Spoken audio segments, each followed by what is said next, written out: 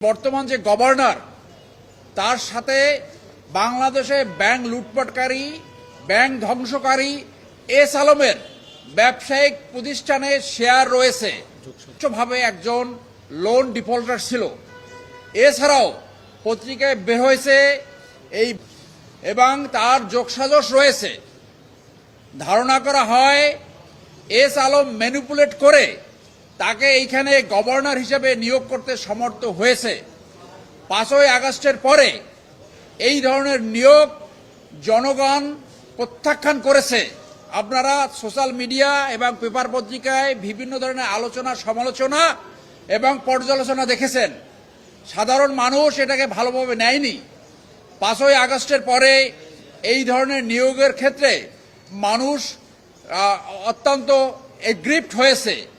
সে একই সাথে আপনাদের মাধ্যমে আহ্বান জানাবো, সরকার এই নিয়োগ প্রক্রিয়াটা যেন দ্রুত তদন্ত করে এর বিরুদ্ধে ব্যবস্থা গ্রহণ করে।